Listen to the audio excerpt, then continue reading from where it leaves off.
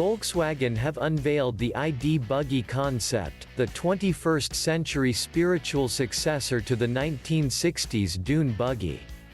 This Dune Buggy has been totally revolutionized for the modern age by being based on VW's MEB emission-free drivetrain.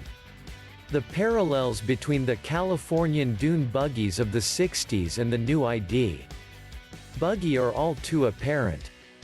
The ID Buggy is tied to this cult concept with the technical possibilities of the modern age. The lithium-ion rechargeable battery supplies the electricity for the 150 kilowatts, 204 PS electric drive motor in the rear.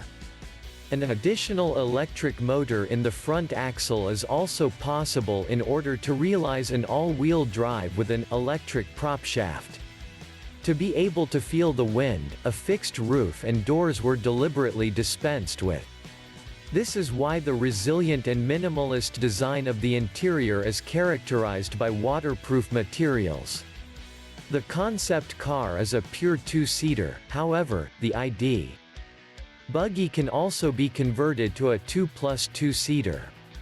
The composite body manufactured from a mixture of aluminium, steel and plastic is self-supporting.